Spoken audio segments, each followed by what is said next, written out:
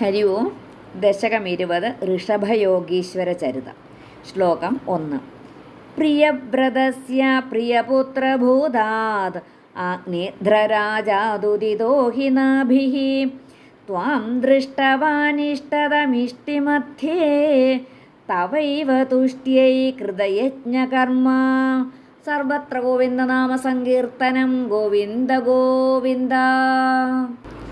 പദങ്ങളെ ഒന്ന് പിരിച്ചു നോക്കാം. പ്രിയവ്രതസ്യ പ്രിയപുത്രഭൂതാത്. പ്രിയവ്രതസ്യ പ്രിയപുത്രഭൂതാത് ആഗ്നിധ്ര രാജാത് ഉദിതഃ ഹി നാഭിഃ. ആഗ്നിധ്രരാജാദുദിതോ ഹി നാഭിഃ ത്വാം ദൃഷ്ടവാൻ ഇഷ്ടദം ഇഷ്ടി മധ്യേ. ത്വാം ദൃഷ്ടവാനിഷ്ടതമിഷ്ടി മധ്യേ തവൈവ തുഷ്ട്यै കൃത യജ്ഞകർമ്മ. തവൈവ തുഷ്ട്यै കൃതയജ്ഞകർമ്മ.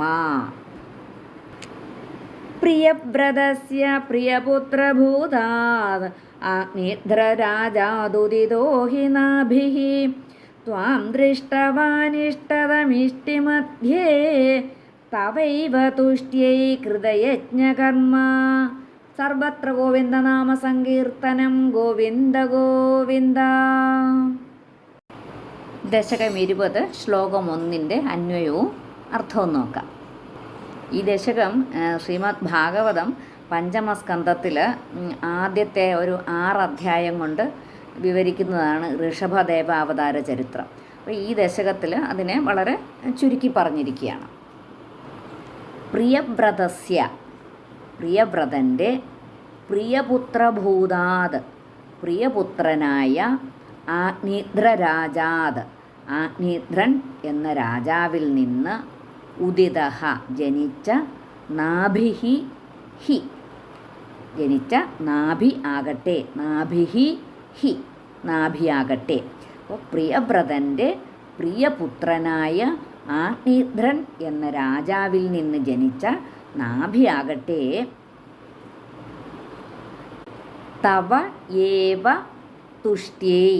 തവ ഏവ നിന്തിരുവടിയെ തന്നെ തുഷ്ട്यै പ്രീതിപ്പെടുത്തുവാൻ കൃതയജ്ഞകർമ്മ പ്രീതിപ്പെടുത്തുവാൻ വേണ്ടിയിട്ട് കൃതയജ്ഞകർമ്മ യാഗകർമ്മം അനുഷ്ഠിച്ച്. അപ്പം നിന്തിരുവടിയെ തന്നെ പ്രീതിപ്പെടുത്തുവാൻ വേണ്ടി യാഗകർമ്മം അനുഷ്ഠിച്ച് ഇഷ്ടിമധ്യേ എന്ന് പറഞ്ഞാൽ ഇഷ്ടി എന്ന് പറഞ്ഞാൽ യാഗം യാഗത്തിനിടയിൽ ഇഷ്ടതം അഭീഷ്ടം നൽകുന്ന ത്വാം നിന്തിരുവടിയെ ദൃഷ്ടവാൻ ദർശിച്ചു. അപ്പം ഇഷ്ടിമധ്യേ ഇഷ്ടതം ത്വാം ദൃഷ്ടവാൻ. അപ്പം യാഗത്തിനിടയിൽ അഭീഷ്ടം നൽകുന്ന നിന്തിരുവടിയെ ദർശിച്ചു. അപ്പോൾ പ്രിയവ്രതൻ്റെ പ്രിയപുത്രനായ ആഗ്നിധ്രൻ എന്ന രാജാവിൽ നിന്ന് ജനിച്ച നാഭിയാകട്ടെ നിന്തിരുവടിയെ തന്നെ പ്രീതിപ്പെടുത്തുവാൻ വേണ്ടി യാഗകർമ്മം അനുഷ്ഠിച്ച് യാഗത്തിനിടയിൽ അഭീഷ്ടം നൽകുന്ന നിന്തിരുവടിയെ ദർശിച്ചു. അപ്പോൾ ഈ യജമാനൻ ആരാണ്? യാഗം നടത്തുന്ന ആളാണ്. അപ്പം യജമാനായ നാഭി അല്ല യാഗത്തിൽ വന്നു ചേർന്ന ഋഷിമാരാണ് പ്രത്യക്ഷപ്പെട്ട ഭഗവാനോട് പ്രാർത്ഥിക്കുന്നതെന്നാണ് പറയുന്നത്.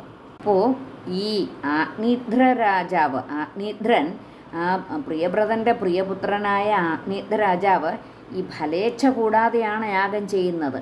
അങ്ങനെ ആ ഫലേച്ഛ കൂടാതെ യാഗം ചെയ്യുമ്പോൾ അതിൻ്റെ മധ്യത്തിൽ വെച്ചാണ് ഭക്താവിഷ്ടപ്രദനായ ഭഗവാനെ പ്രത്യക്ഷത്തിൽ കണ്ടത്.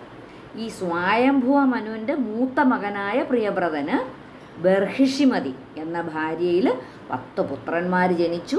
അതിൽ മൂത്ത മകനാണ് ആഗ്നിധ്രൻ. അദ്ദേഹത്തിന് പൂർവചിത്തി എന്ന അപ്സര സ്ത്രീയിൽ ജനിച്ച പുത്രനാണ് നാഭി. പ്രിയവ്രതസ്യ പ്രിയപുത്രഭൂതാത് ആഗ്നിധ്രരാജാദുദിതോ ഹി നാഭിഃ ത്വാം ദൃഷ്ടവാനിഷ്ടതമിഷ്ടിമധ്യേ തവൈവ തുഷ്ട്यै കൃതയജ്ഞകർമ്മ. സർവത്ര ഗോവിന്ദനാമ സങ്കീർത്തനം. ഗോവിന്ദ ഗോവിന്ദ.